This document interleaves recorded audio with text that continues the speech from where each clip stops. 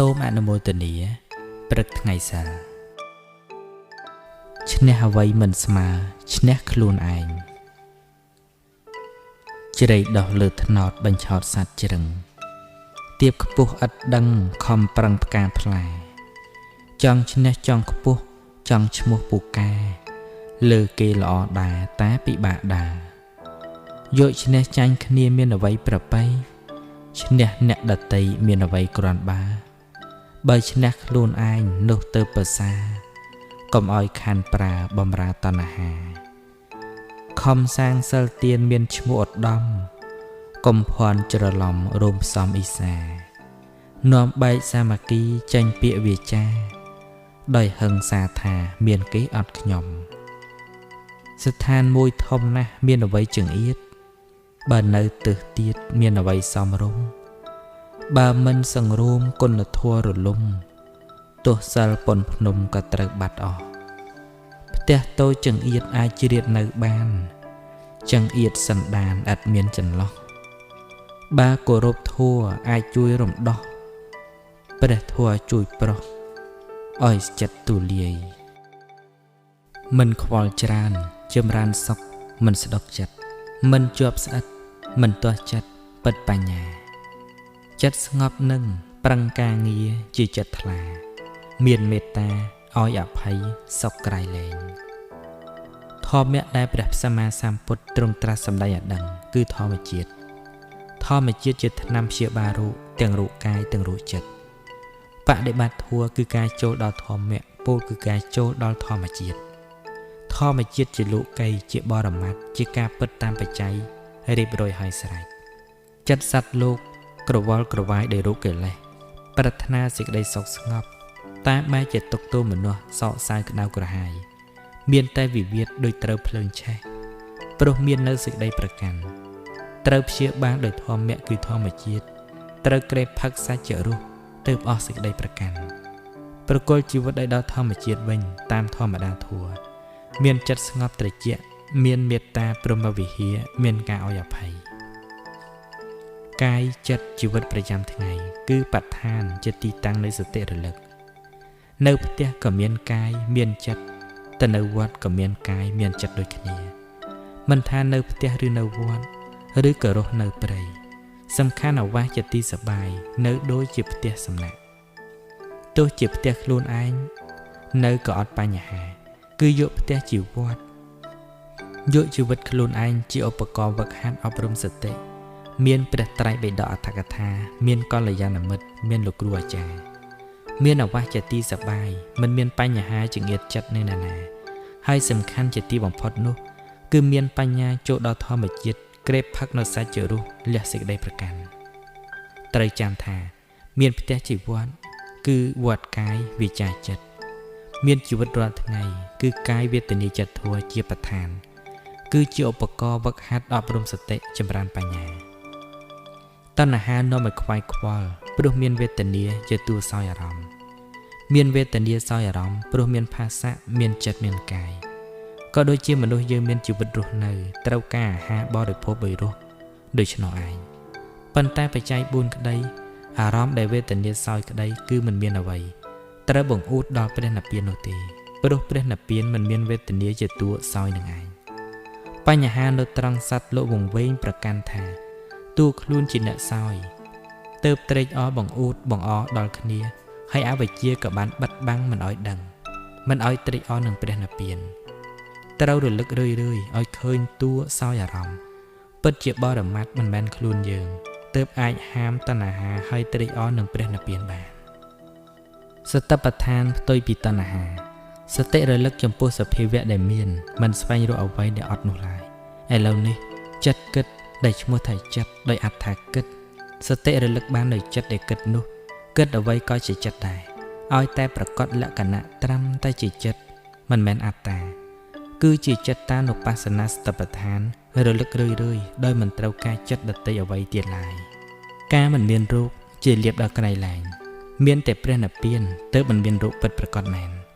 យើងកើតមកហើយមានបញ្ញខណ្ឌគឺជារោគជរាមរណៈប៉ុន្តែយើងអាចជ្រើសយកការមិនកើតទុកផ្លូវចិត្តបានដោយត្រូវបដិបត្តិអប់រំចិត្តចម្រើនបញ្ញា ប្រគល់កាយចិត្តឲ្យដល់ធម្មគឺធម្មជាតិមិនចាប់យកមកប្រកាន់ហួងហែងនេះឯងបញ្ញាចូលដល់ការពិតសំណាញ់ព្រះញាណព្រហ្មជាលក្ខសំណាញ់ព្រះញាណព្រះពុទ្ធទ្រង់មានមហាដេចៈមាបរាជ័យព្រះពុទ្ធទ្រង់ឈ្នះព្រមក្រាបសំពះអារាធនាទិដ្ឋិទាំងអស់អាស្រ័យផាសៈបញ្ញាប្រច័ក្សអស់ការញាប់ញ័រអស់ការយល់ខុសឃើញសច្ចធម៌ព្រះសូត្របវរសំណាញ់ព្រះញាណជីវកម្មបវ័នជីវកម្មបវ័នបន្ទន់ចិត្តនឹករលឹកឃើញបុណ្យគុណអ្នកកសាងសម្រេចសោតតាមហាសំណាងស្អិតស្អាងដោយទាននិព្វានសុខាជីវកម្មបវ័នបន្ទន់ចិត្តនឹករលឹកឃើញសង្ឃជុំអង្គសាស្តាព្រះពុទ្ធទ្រង់ត្រាស់ឆ្លើយដោះប្រស្នាបញ្ហាអង្គសត្វកាត់បងសង្ស័យសាមញ្ញផលផ្ដល់ជាឱវាទ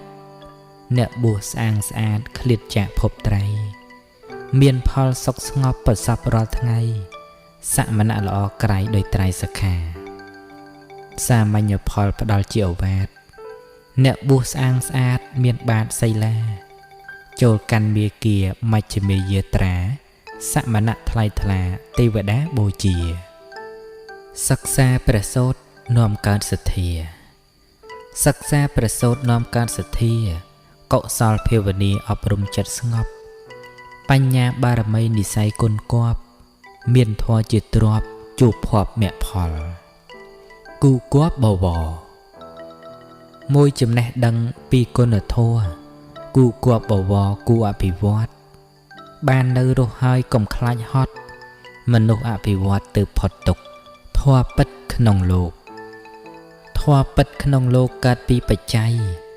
ឥតមានថោកថ្លៃធម៌3បរមត្ថ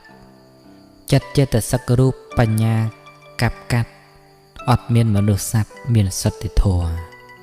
ខ្ពស់ទាបថោកថ្លៃប្រុសស្រីសន្មត់ប្រៀបធៀបកំណត់អាក្រក់ឬល្អចំណែកបរមត្ថត្រង់លក្ខណៈធัวពីកើតដល់មកគឺធัวត្រៃលក្ខណ៍ពោលថាធម្មតានៃមនុស្សក៏បានថាប្លែកក៏បានដែលមនុស្សយើងចូលចិត្តចាំគិតនៅក្នុងរឿងដែលនាំឲ្យខឹងស្អប់កើតទុករឿងច្រើនណាស់ដែលគិតទៅសប្បាយចិត្តស្ងប់ចិត្តប៉ុន្តែបាត់ទៅណាអស់បើពោលអំពីការស្រឡាញ់ខ្លួនឯងវិញគឺណដ្ឋិអត្តសមੰពេមੰស្រឡាញ់អ្វីស្មើនឹងស្រឡាញ់ខ្លួនឯងមិនមានបើស្រឡាញ់ខ្លួនពិតប្រាកដមានតែខំថែខ្លួនឲ្យបានល្អកុំធ្វើឲ្យខ្លួនឯងកើតទុក្ខឡើយឈើគូសមួយដើមកាលបើគួរឲ្យចេញជាភ្លើងហើយគួរតែប្រើឲ្យបានជាប្រយោជន៍ត្រូវបង្កាត់ភ្លើងឬឲ្យទៀនជាដើមព្រោះភ្លើងឈើគូសត្រូវរលត់ទៅវិញដោយឆាប់បើយើងប្រើដុតអ្វីមិនទាន់ទេវាក៏រលត់បាត់ទៅដោយមិនអាចគូសជាលើកទី2បានឡើយយ៉ាងណាជីវិតយើងកើតមួយជាតិមកក៏ដូចនោះដែរត្រូវធ្វើការឲ្យបានប្រយោជន៍មុននឹងរលត់បាត់ទៅឧត្តមត្ថៈប្រយោជន៍ដល់ដំគឺរួចផុតចាកទុក្ខទាំងពួងមនុស្សយើងតែងយកវត្ថុខាងក្រៅមកវាស់សេចក្តីសុខគ្នាហើយក៏ប្រណាំងប្រជែងគ្នាដោយវត្ថុនោះប៉ុន្តែតាមពិតសេចក្តីសុខនៅនឹងចិត្តដែលបានអប់រំរហូតដល់បរមសុខឬបរមសុខគឺព្រះនិព្វានមនុស្សយើងចង់បានសេចក្តីសុខតែមិនស្គាល់សេចក្តីសុខតាមពិតស្គាល់បានត្រឹមតែការបាត់ទុកមួយគ្រាប៉ុណ្ណោះដោយលេបថ្នាំបំបត្តិការឈឺចាប់ចង់រួចចាកទុកប៉ុន្តែមិនស្គាល់សេចក្តីទុកតាមពិតប្រកាន់បញ្ចខណ្ឌថាជាអត្តាហើយអាស្រ័យតណ្ហាស្វែងរកសុខក្នុងលោកនេះយើងដឹងថាភ្លើងក្តៅក៏មិនចាំបាច់ប្រាថ្នាឲ្យភ្លើងត្រជាក់ដែរព្រោះភ្លើងមិនមែនជាយើងឡើយហើយយើងក៏មិនបាននៅក្នុងភ្លើងនោះដែរយ៉ាងណាទុក្ខសាច់ដូច្នោះឯងសេចក្តីទុក្ខកើតមកអំពីការគិតខុសហើយគ្រោះថ្នាក់ជាទីបំផុតនៅត្រង់ការមិនដឹងថាសេចក្តីទុក្ខគឺកើតមកអំពីខ្លួនឯងគិតខុសនឹងឯងកិលេសសមាក្នុងចិត្តបានសាងរឿងឲ្យប្រកាន់ហើយគិតខុសថាសេចក្តីទុក្ខមកអំពីមានគេធ្វើឲ្យឬមកអំពីរឿងនេះរឿងនោះ